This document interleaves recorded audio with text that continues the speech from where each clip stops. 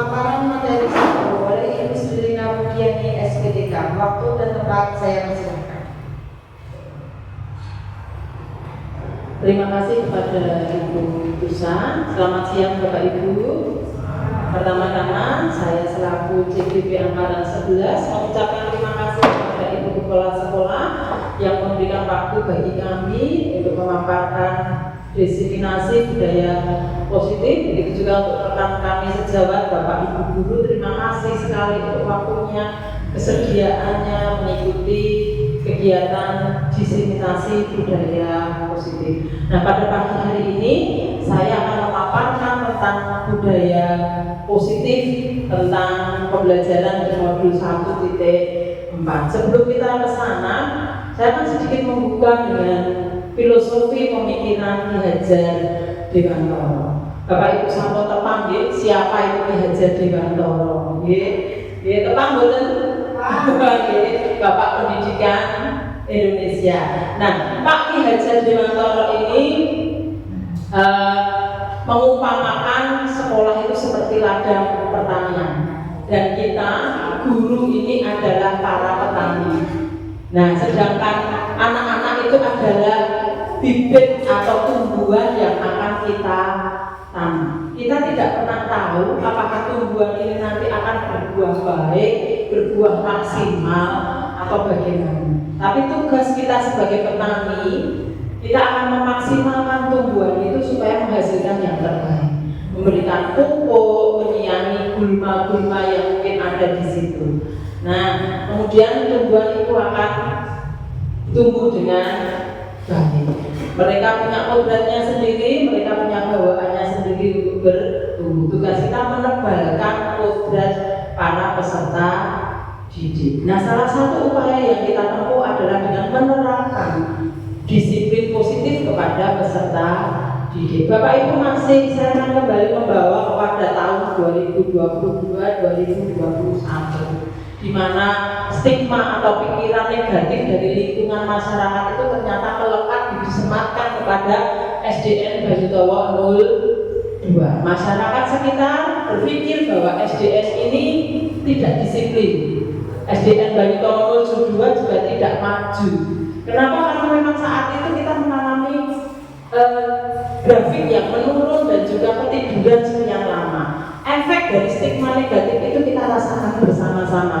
Saat itu tahun 2022 kita sangat susah untuk mendapatkan murid. Akhirnya berjuang keras lalu dapatlah murid. Dan ternyata saya pribadi bersyukur dengan Bapak Ibu guru SDN Banyutowo saat itu yang tidak mau terlalu lama untuk tidur panjang, tidak mau terlalu lama untuk disemati predikat yang kurang tepat. Akhirnya kita bersama-sama bangkit, kita bersama-sama berjuang bagaimana SDN Banyutowo ini berubah. Kita berkolaborasi, kita bergandengan tangan memajukan SDN Banyutowo 02 untuk bangkit kembali. Next please. Nah, kebangkitan SDN Banyutowo ini dimulai dari diri kita, dimulai pertama kali dari Bapak dan Ibu guru, dari setiap pribadi lepas pribadi, dari setiap guru-guru mulai bangkit untuk kembali bangkit seperti dulu lagi. Kita mulai yang pertama membudayakan budaya positif kepada peserta didik, datang tepat waktu, 5S kita terapkan, salam, senyum, sapa, sopan, dan santun. Kegiatan keagamaan kembali kita bangkitkan, ekstra pramukaan, ekstra tari mulai kita kembali diadakan kembali, walaupun masih dalam lingkup yang sangat terbatas sesuai dengan kemampuan dan juga sesuai dengan pengetahuan yang kita miliki. Nah, saat ini kita akan sama-sama belajar, karena saya juga masih dalam taraf belajar hal ini. Kita belajar tentang budaya positif, kita kita belajar budaya positif lebih luas lagi, kita belajar budaya positif lebih dalam lagi, sehingga kebangkitan SDN Banyudawa ini semakin hari semakin baik. Kita tahu bahwa di SD tidak disiplin, SD tidak maju sudah mulai memudar dan tidak disematkan kembali kepada SDN Banyudawa 02, tapi mulai ada SD-nya sudah mulai bangkit, sudah disiplin, sudah maju. Nah, bagaimana kita terus berkesinambungan secara kontinu membangkitkan SD kita kembali. Nah, budaya positif adalah gerbang transformasi atau perubahan dari SDN Banyudawa. Fondasi utama supaya kita berubah adalah membudayakan budaya positif. Karena dengan menerapkan budaya positif secara tidak langsung kita sudah membudayakan pembiasaan-pembiasaan yang baik yang ada di sekolah untuk mewujudkan tujuan merdeka belajar, yaitu mencapai profil pelajar Pancasila atau pelajar yang berprofil Pancasila. Bapak Ibu masih ingat apa saja profil pelajar Pancasila? Kita nyanyi sebentar untuk refresh dan mengingatkan. Monggo, pelajar Pancasila. 1, 2, 3. Pelajar Pancasila beriman dan bertakwa pada Tuhan dan Esa dan berakhlak mulia, berkebinekaan global, gotong royong mandiri, kreatif dan bernalar kritis.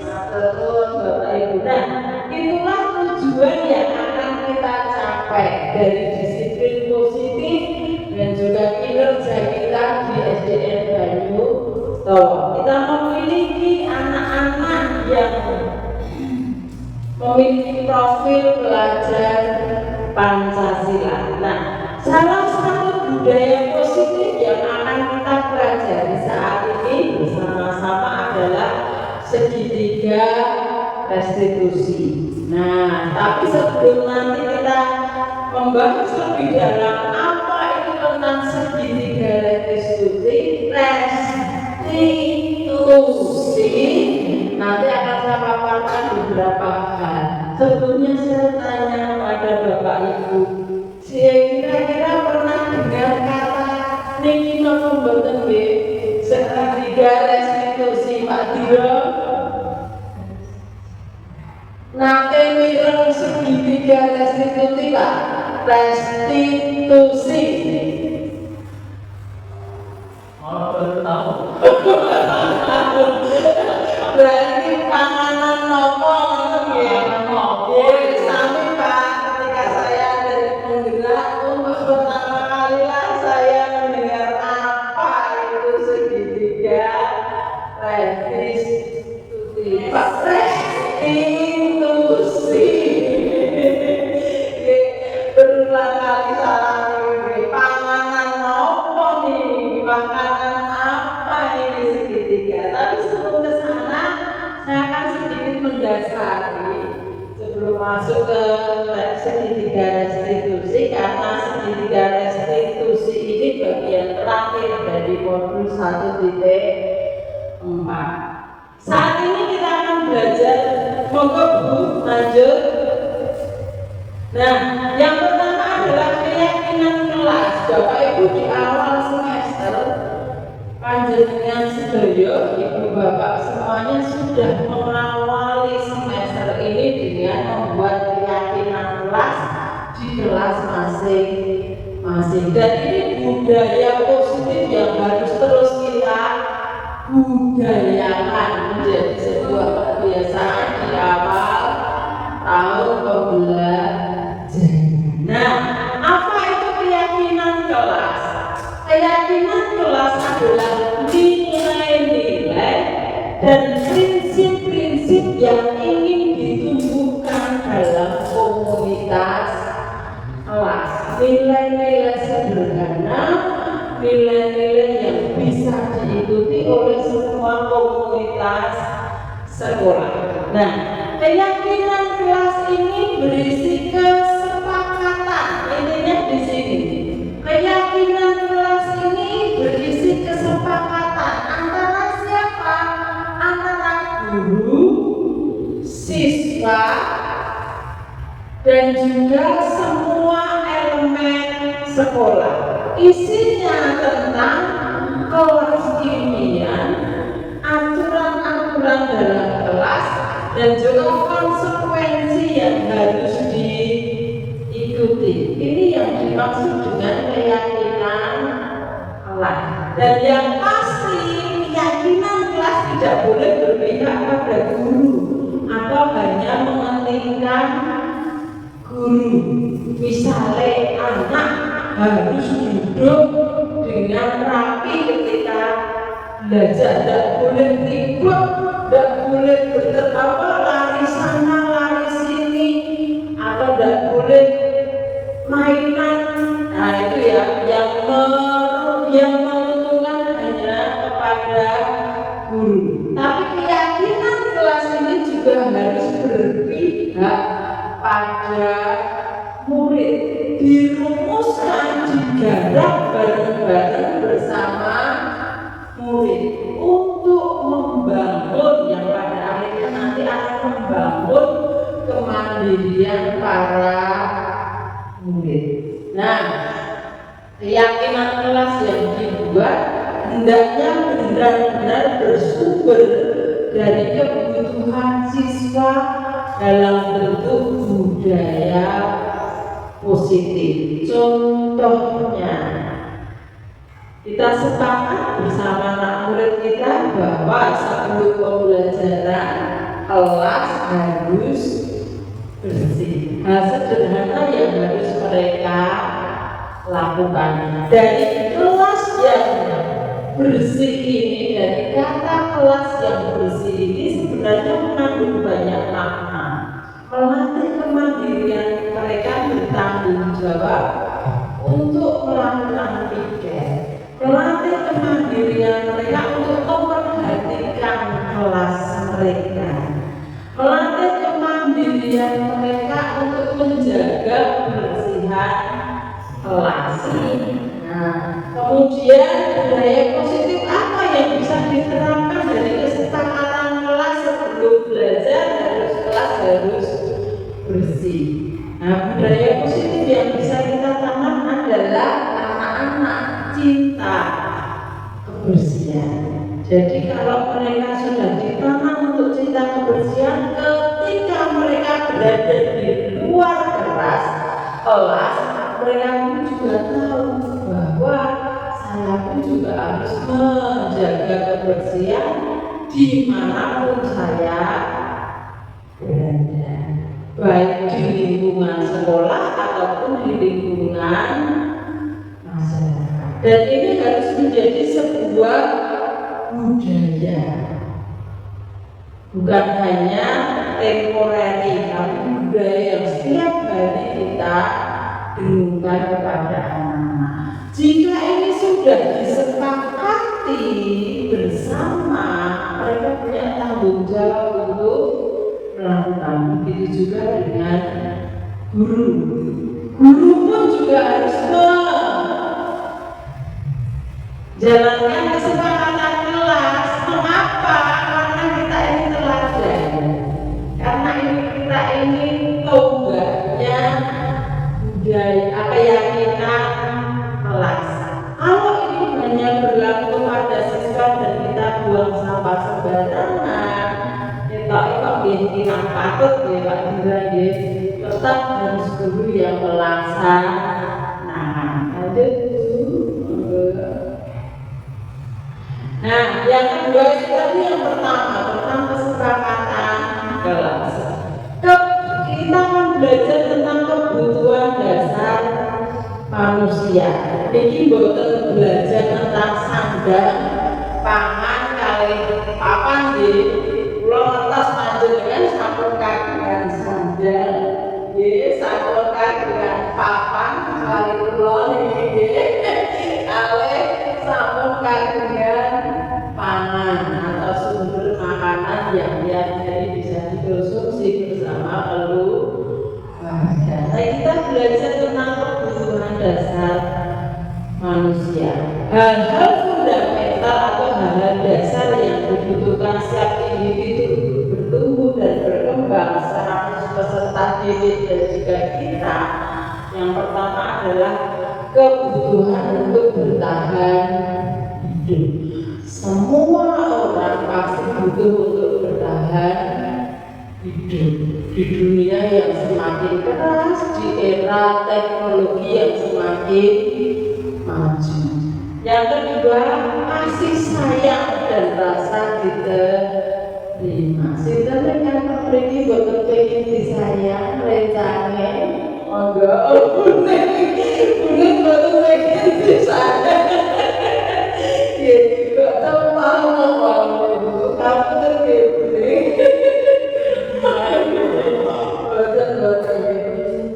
oh disayang karane kepengin berarti dia terus disayang, diterima minimal oleh keluarga kita, oleh suami atau istri kita dan juga anak-anak. Yang kedua, kebutuhan akan kebebasan berekspresi, kebebasan berinovasi, kebebasan berkreatif dan puji Tuhan atau alhamdulillah Ibu Kepala Sekolah memberikan bagi kita ruang berekspresi yang cukup luas. Ada pelanggan dia punya dia berkreasi cukup luas. Kemungkinan kita kolaborasi kita akan menciptakan kebutuhan atau memenuhi kebutuhan kita akan kebebasan. Yang keempat, kebutuhan akan kesenangan. Monggo, senang apa? Minat bakatnya apa? Anak-anak punya minat bakat secara sendiri-sendiri. Ada yang suka gambar, ada yang suka menyanyi, ada yang suka olahraga. Kita memfasilitasi seperti yang kemarin anak-anak kepingin dilatih futsal. Akhirnya guru memenuhi kebutuhan mereka akan kesenangan mereka, memanggilkan guru futsal untuk melatih mereka futsal. Yang terakhir, kebutuhan akan kekuasaan. Monggo beda lanjut. Nah, yang ketiga adalah 5 posisi kontrol guru. Nah, ini juga hal baru yang saya terima ketika ada di penggerak. Mungkin Bapak Ibu sama dengan saya, apa yang sudah mungkin sudah tahu ya, PPG ada pelajaran 5 posisi kontrol guru. Nah, setelah saya bercermin di 5 posisi kontrol guru ini, ternyata saya ini adalah guru kolonial, guru yang menganut paham penghukuman. Nek ramal kok dihukum, itu saya di sini pengakuan jujur ini. Nah, posisi pertama adalah penghukuman. Posisi pertama adalah penghukuman, di mana guru menggunakan hukuman fisik maupun verbal untuk mengontrol siswa. Ini yang sering kali kita lakukan. Nek orang manut biasanya dapat hukuman karena seringnya menghukum sehingga para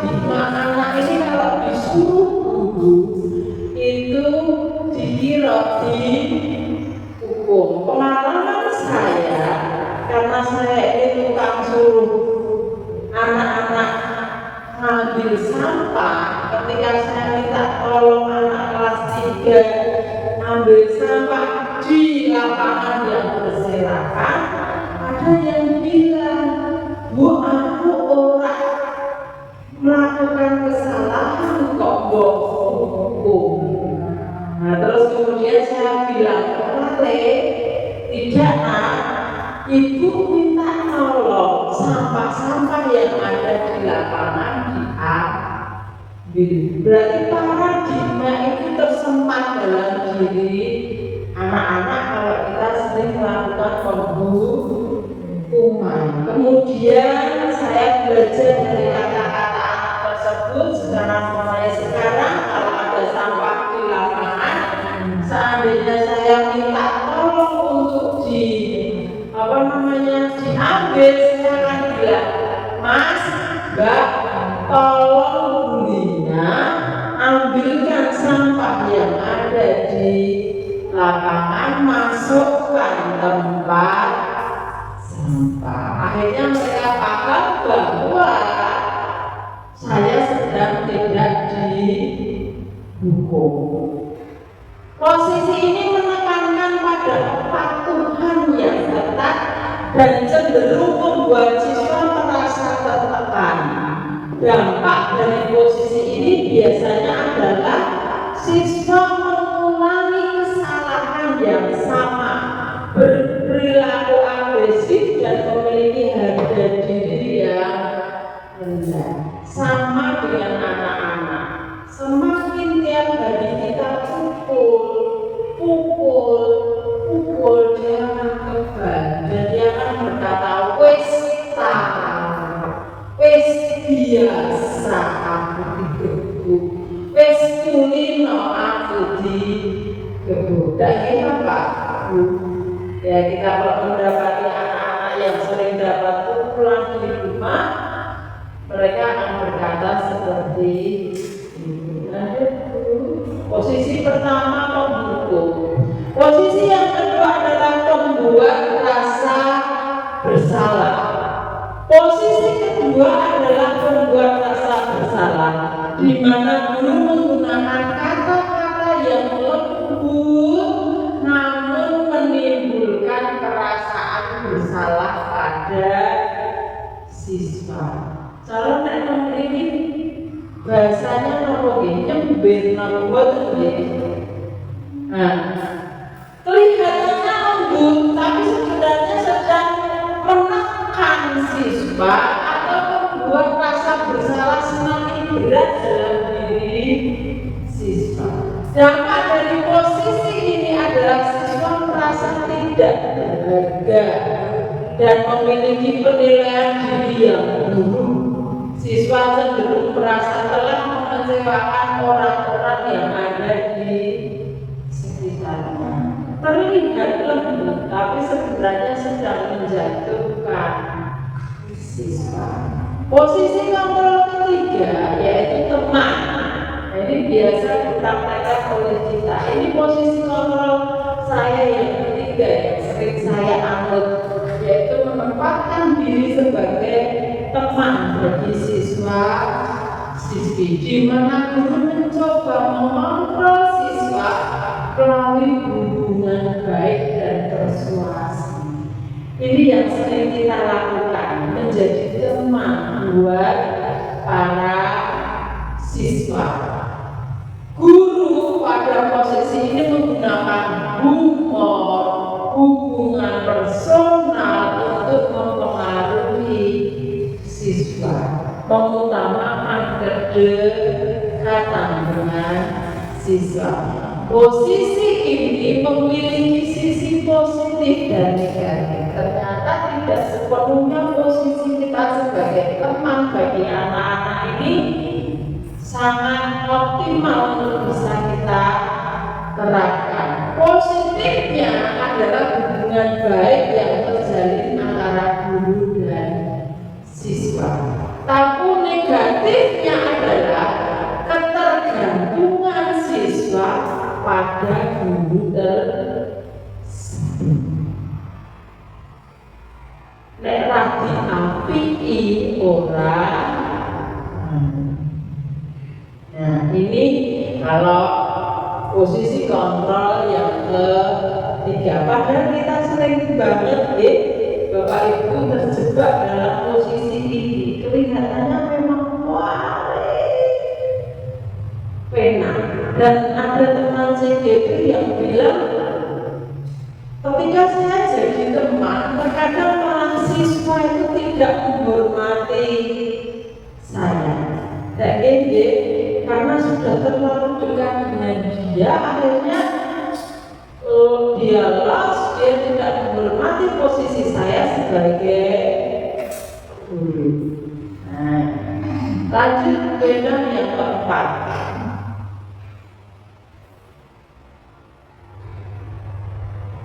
Yang keempat adalah sebagai pemantau.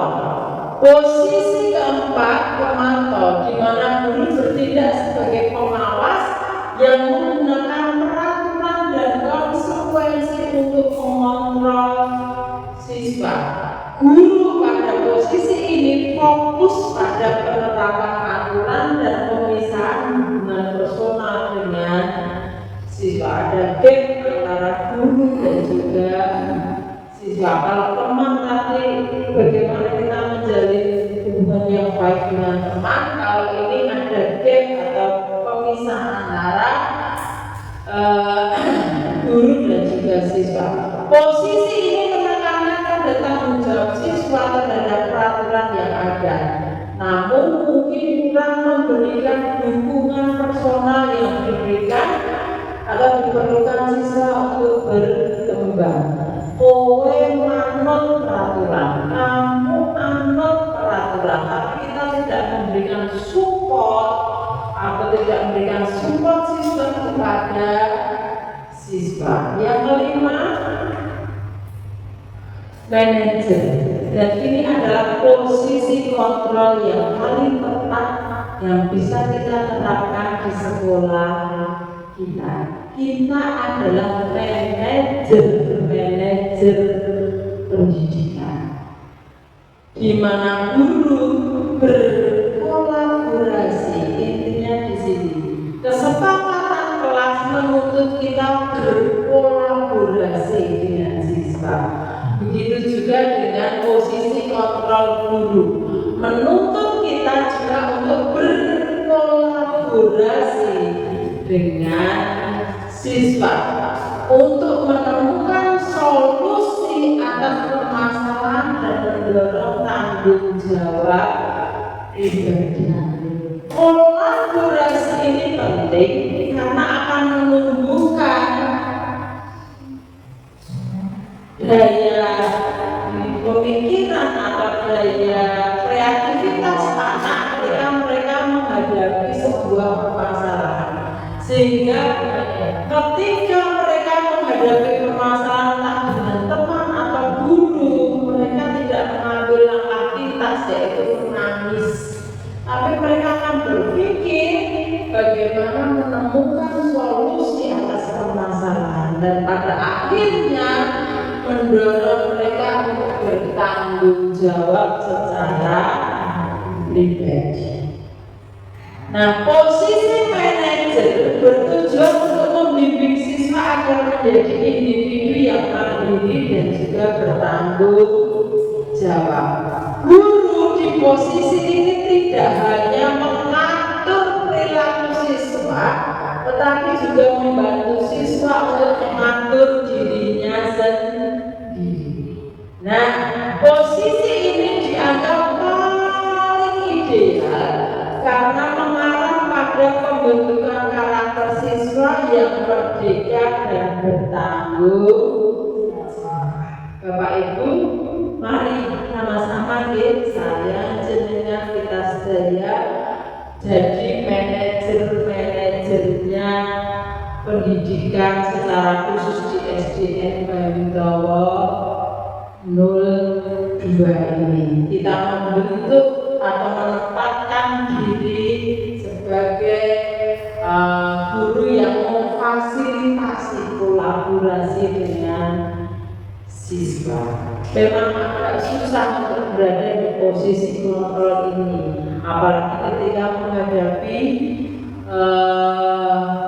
permasalahan-permasalahan yang sering sekali kita hadapi.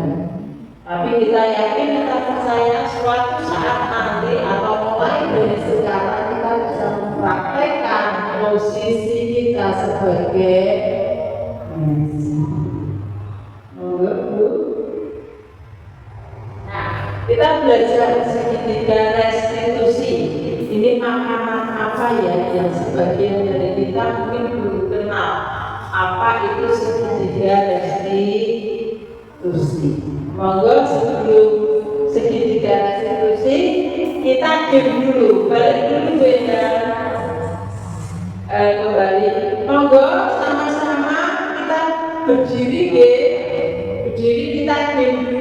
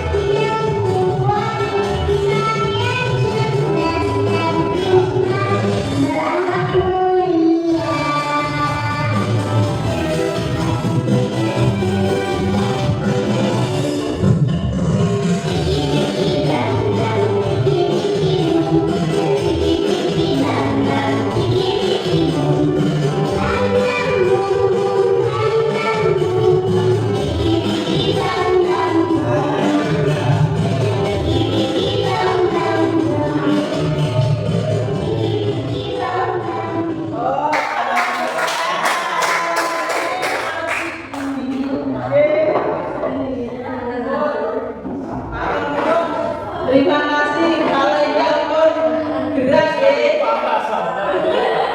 Ini gambar ini belum Pak Dira pesan malah Pak. Oke betul. Silakan lagi.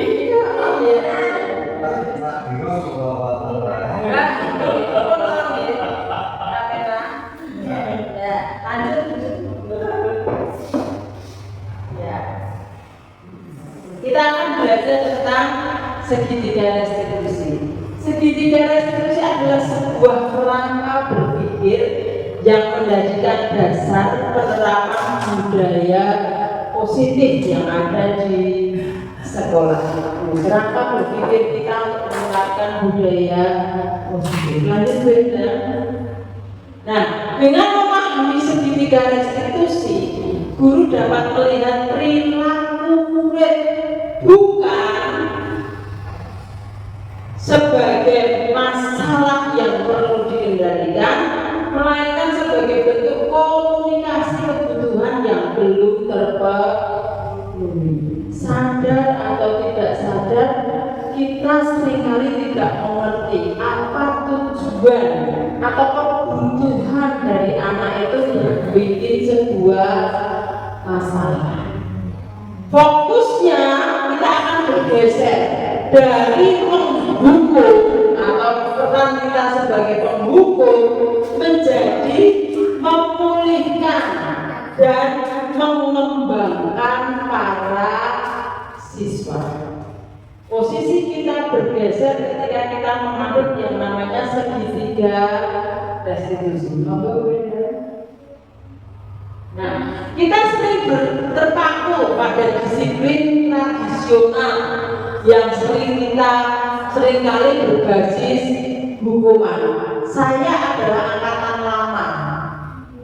Ini termasuk zaman penjajahan, zaman kolonial saya ini.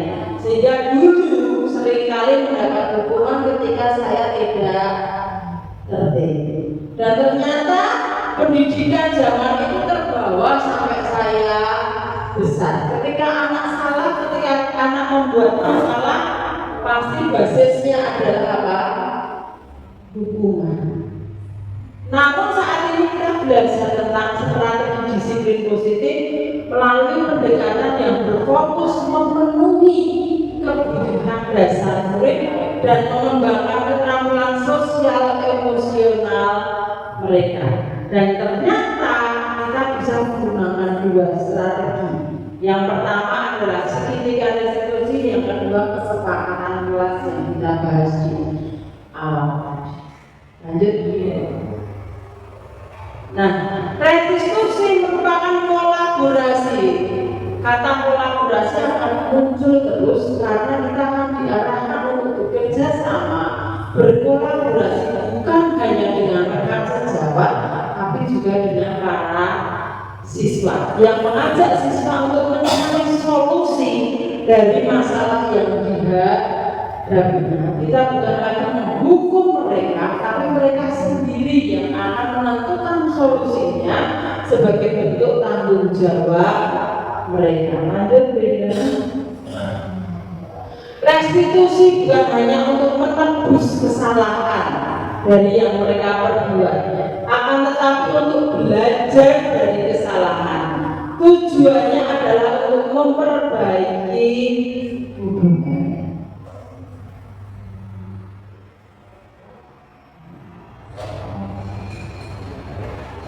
Ya, lanjut.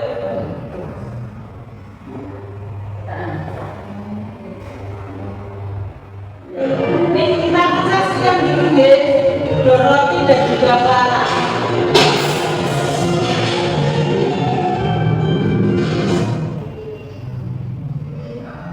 Dorothy kamu.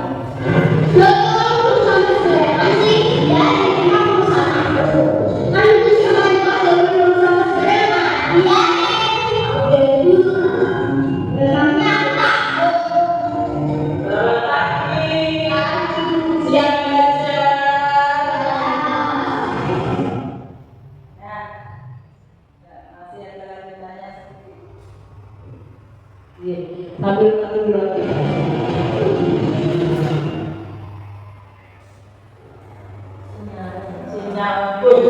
Pak Wani sama berserak di sini.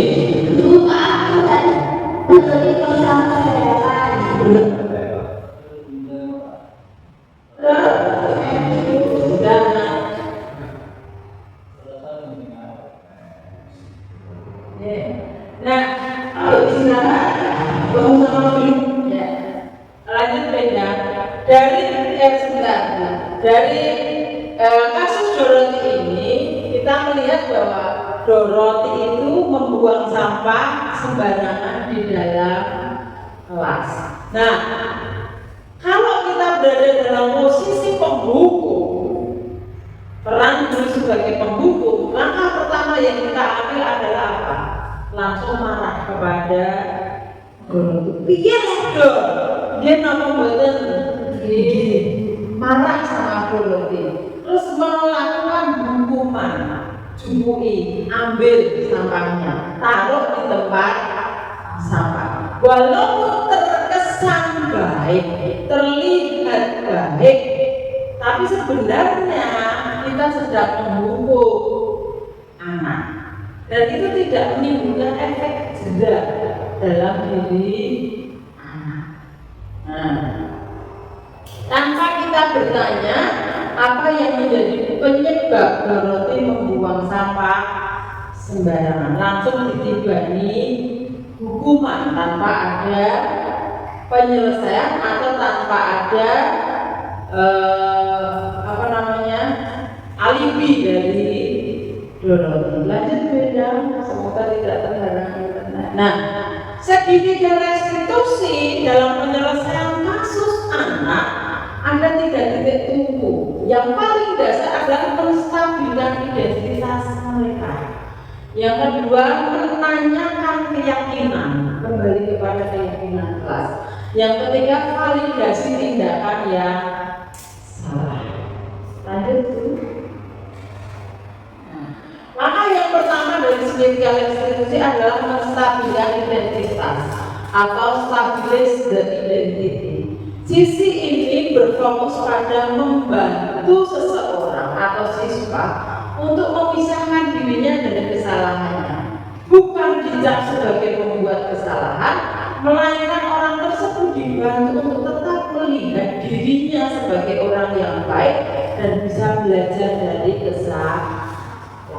Kalau kita masih dalam posisi penghukum, kita langsung berada di sini, menuduh dia sebagai anak yang bersalah, yang tidak taat kepada peraturan. Namun ketika kita mengatur segitiga restitusi, ternyata ini harus dibuang dan kita gantikan di sini. Kita bantu anak untuk tetap melihat dirinya sebagai orang yang baik dan bisa belajar dari kesalahan. Sehingga ketika dia menyelesaikan masalahnya, dia tahu bahwa penyelesaian masalah yang dia buat itu adalah bentuk tanggung jawabnya. Lanjut ya. Langkah ketiga, validasi tindakan yang salah. Sisi ini diketahui mengakui perbuatan yang salah, mengakui perbuatan yang salah tersebut dengan mengakui kesalahan. Orang tersebut akan merasa didengar dan dipahami dengan baik. Kita akan menumbuhkan dalam diri anak bahwa apa yang mereka lakukan adalah sebuah kesalahan. Bukan kita menuduh anak itu berbuat salah, tapi kesadaran itu muncul dari dirinya sendiri. Yang ketiga, menanyakan keyakinan. Di sisi ini akan mengajak orang tersebut untuk bisa menghubungkan kesalahannya dengan nilai-nilai yang dia yakini. Biasanya apa nilai-nilai yang diyakini oleh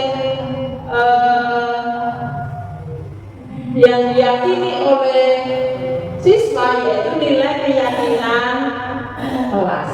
Dengan adanya refleksi ini diharapkan orang tersebut dapat belajar dan tidak mengulangi kesalahan yang sama di masa yang akan datang. Monggo kita lihat, coba beda lanjut.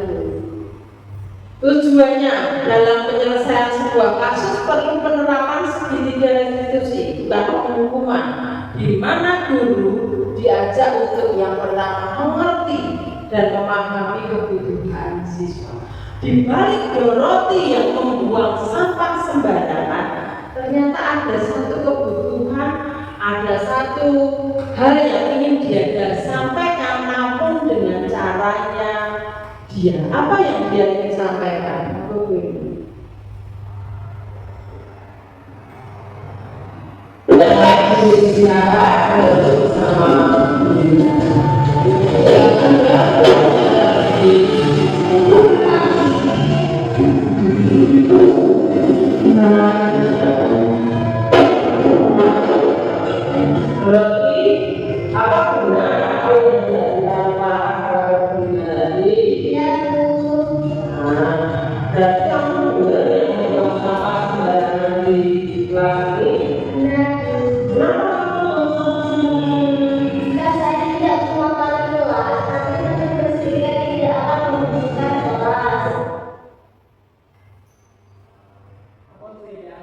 Ternyata ada satu kebutuhan dasar yang ingin Dorothy tunjukkan kepada temannya dan juga kepada guru dengan caranya sendiri, dan kadang kala guru tidak paham.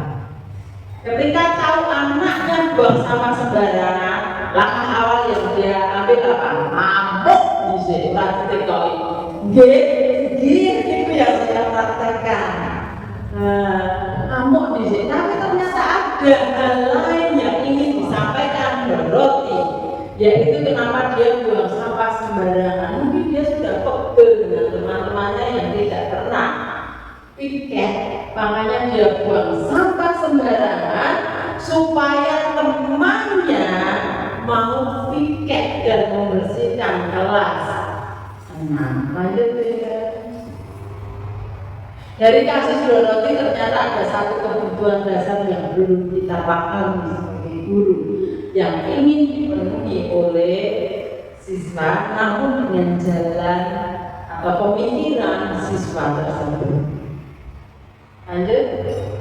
Nah, yang kedua, tujuan yang kedua ketika kita sedang menangani sebuah kasus dengan segitiga restitusi adalah guru diajak untuk membantu siswa menjadi orang yang menghargai nilai-nilai kebajikan.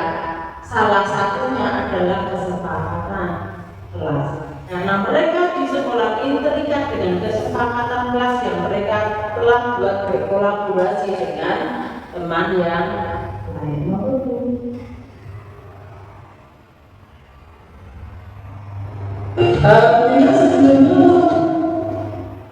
Sambil menunggu logika kesepakatan itu bagaimana kalian buat bersama-sama hari ini dan juga bersama-sama.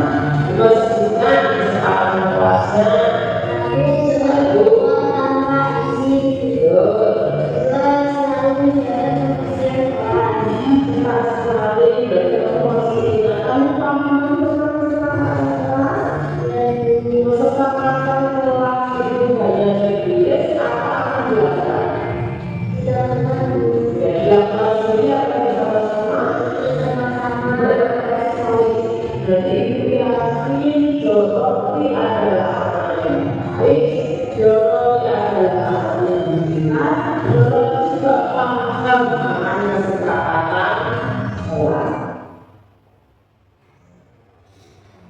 kembali ke yang awal tadi.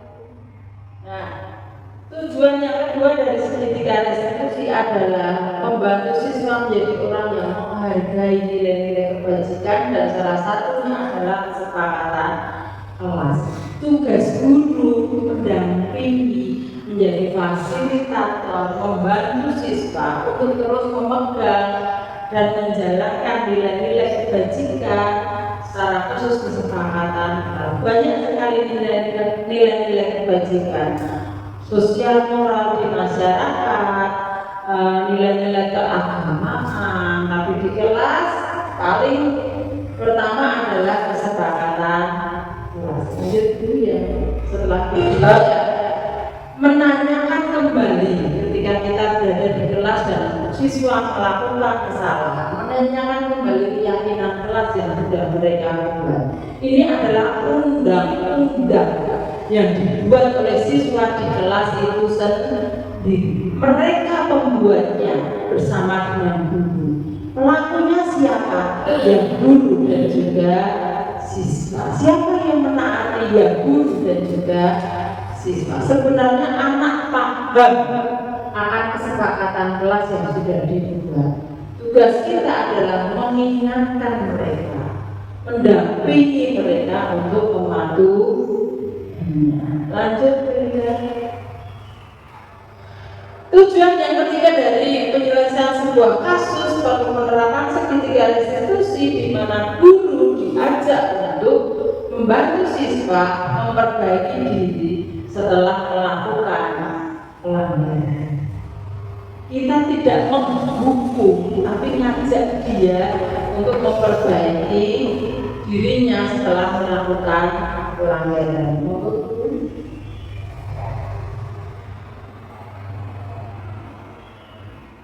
Menggolong ini, terus orang banyak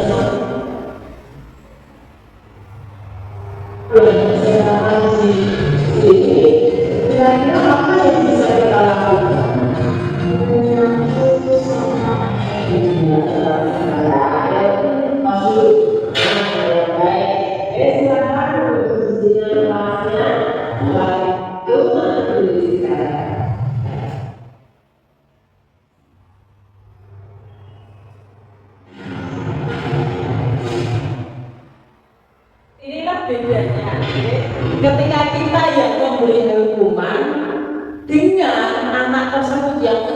solusi untuk permasalahannya. Kalau saya menyuruh Dorothy, satu, mindset anak dengan yang dia sendiri cari solusinya sudah berbeda. Aku dihukum Bulina, saya dihukum Bulina untuk membersihkan sampah. Tapi ketika kita ngajak siswa, terus kalau kita lihat banyak sampah yang sudah berserakan, apa yang kamu lakukan? Nah, ini mindset anak sudah berubah, bahwa saya tidak dihukum, tapi bertanggung jawab atas apa yang saya lakukan. Ini segitiga dari institusi yang ingin kita terapkan di sekolah kita. Validasi tindakan salah. Ketika anak memutuskan hal apa yang akan mereka perbuat untuk memperbaiki kelakuan mereka, mereka menganggap itu bukan sebagai hukuman, tapi rasa tanggung jawab. Lanjut. Tujuan selanjutnya dalam menyelesaikan sebuah kasus perlu penerapan segitiga restitusi, di mana guru diajak untuk membantu siswa untuk jujur pada diri sendiri dan mengevaluasi dampak dari kesalahan yang dilakukan.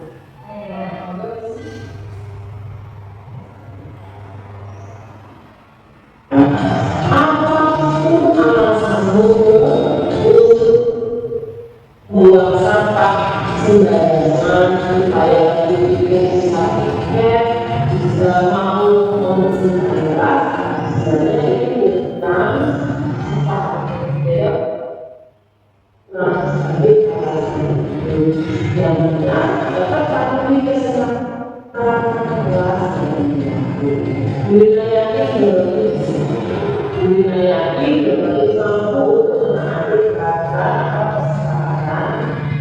salah dari yang tidak mau.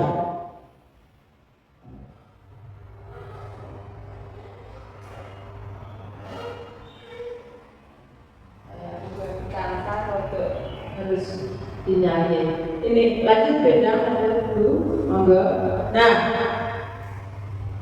tujuan yang selanjutnya adalah kita menanamkan kejujuran dan pengakuan akan kesalahan adalah hal dasar yang harus kita tanam kepada anak.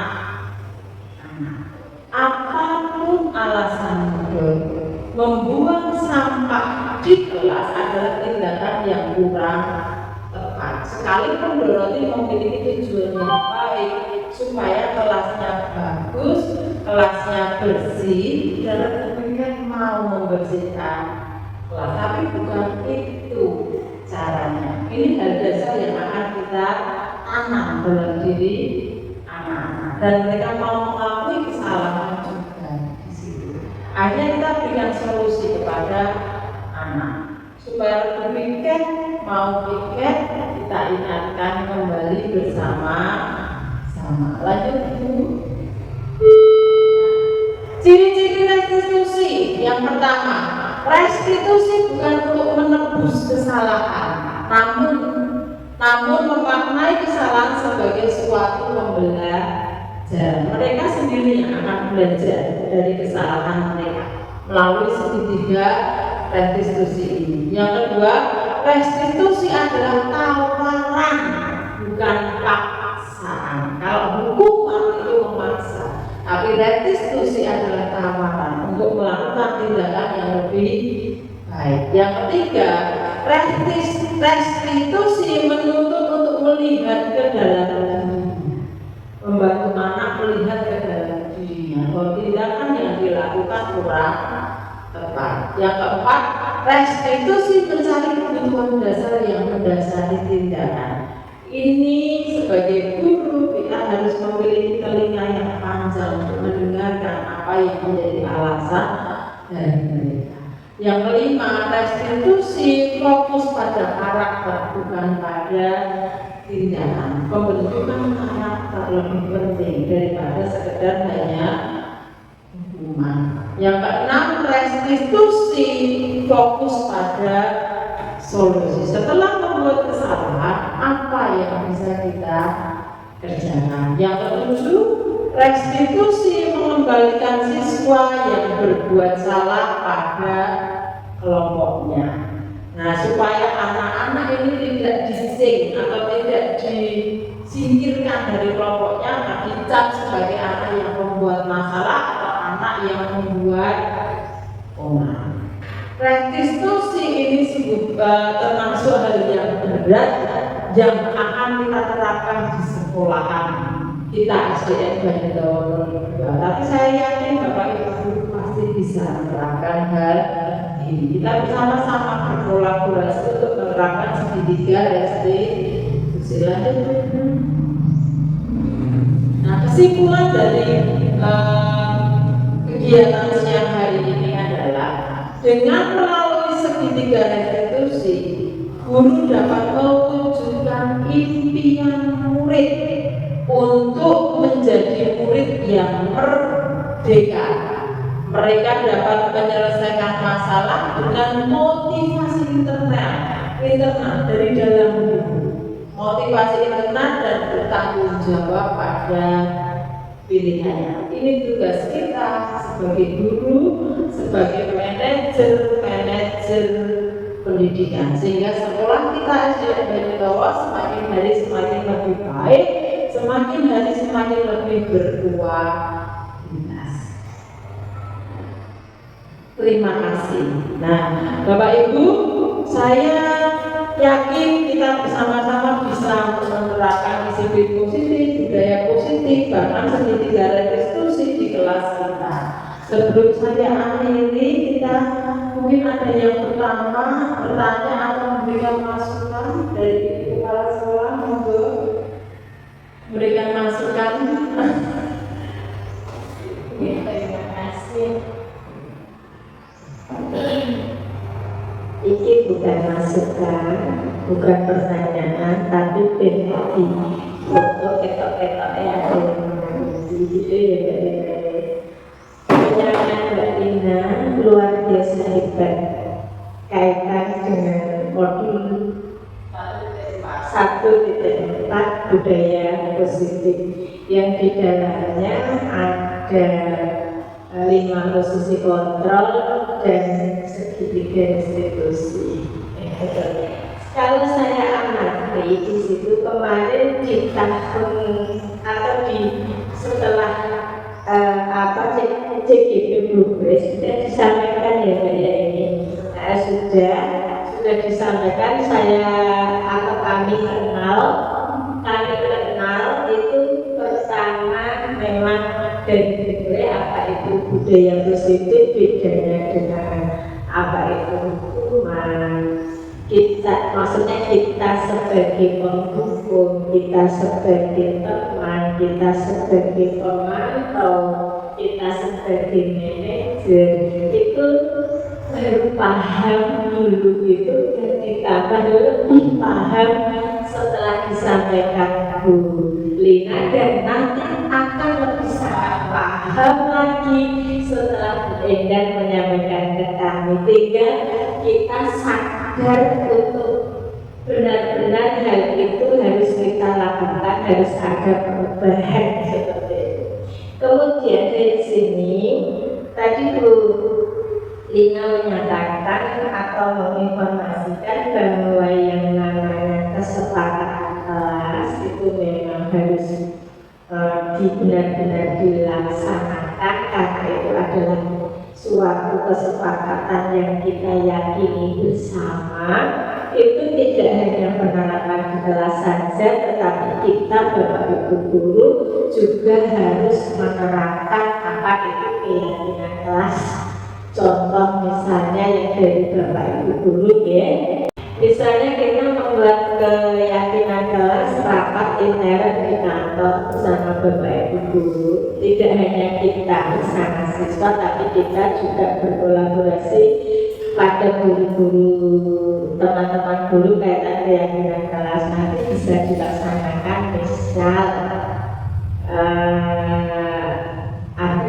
yang harus kita yakini di antara kita, misalnya ngobrol sama harus bagian bocah, kita hanya sebagai peneladan wajib itu tidak tidak usah kita buat kesepakatan kelas. Yang kita kesepakatan kelas misalnya seminggu sekali raketan sepisan kepala sekolah harus hadir itu apel pagi misalnya.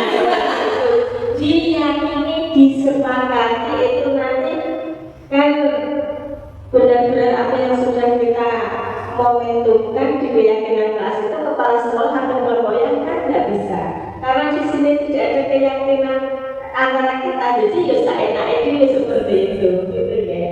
Nah itu contoh salah satu di antaranya, termasuk dalam forum seperti ini Bu ya, Bu Lina suatu masukan saja sebelum Bu Endang tadi atau Bu Lina tadi menyampaikan hal ini, yuk kita buat kesepakatan kelas di forum ini tadi. Ayo bagaimana tidak boleh meninggalkan ruangan sebelum selesai misalnya, kalau makan jajan jangan banyak-banyak kalau belum selesai misalnya, seperti itu dilakukan seperti itu. Ada pertanyaan dengan mengangkat tangan, ada masukan saran harus kita merespon menanggapi, seperti dibuat seperti itu bisa, tapi kelihatannya belum muncul hal itu gitu. Terima kasih ya.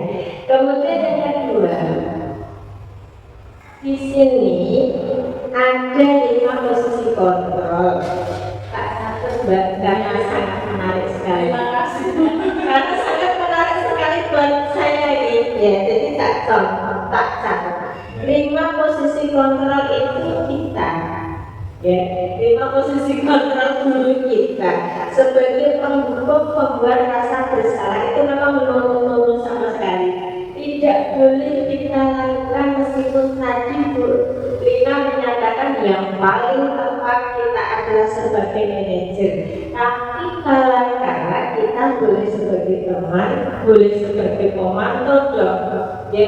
Dari teman, dari memantau itu jelas teman kita buang negatifnya, kita arahkan ke yang positif. Jangan sampai anak ketergantungan dalam kita dimanjakan Bapak Ibu guru, karena sebagai teman kan kita lebih rileks, lebih santai dalam menangani suatu permasalahan gitu ya. Jadi kita boleh saja sebagai teman, di situ ada lagi segi positifnya saja kita ambil, yang segi positif, untuk yang negatif benar-benar kita hindari untuk membuat anak ketergantungan tadi. Kemudian kita sebagai pemantau, di situ ada peraturan dan anak punya konsekuensinya. Contoh misalnya tadi dulu sudah membuang sampah tidak pada tempatnya, apapun bentuknya, karena kesepakatan peraturan sekolah ataupun kesepakatan kelas sudah diwujudkan, berarti di situ ditunjukkan peraturannya, itu kita sudah sebagai pemantau. Ini loh peraturannya, kesepakatan kelas kamu buat dewi, kamu langgar, kamu ingkar sendiri, itu kita sebagai pemantau. Nah, jelas-jelas kita itu boleh sebagai pemantau, sebagai teman, apalagi kita sebagai manajer. Berkolaborasi adalah paling ideal untuk dilaksanakan guru untuk menangani masalah-masalah tersebut. Jadi intinya di sini benar ini apa yang benar dari hadapan saya, untuk mengatasi suatu permasalahan di segitiga restitusi itu ada kaitannya dengan kita sebagai posisi kontrol, begitu. Ya, terima kasih. Kalau begitu kita sedikit paham. Berarti untuk apa itu tadi 3 langkah restitusi itu tadi untuk penyelesaian suatu atau memberikan suatu solusi, kita mengacu pada ke-5 posisi kontrol itu. Yang penting jangan sampai di sebagai penghukum dan kita sebagai pembuat rasa bersalah, karena itu akan benar-benar menurunkan perasaan siswa seperti itu. Terima kasih, Bu Lina, suatu hal yang baru dan kami akan berupaya untuk menjadi lebih baik sebagai seorang guru, dalam menangani masalah-masalah yang muncul dengan melakukan restitusi segitiga itu tadi, dengan menerapkan 5 posisi kontrol kami seperti apa. Seperti itu. Terima kasih.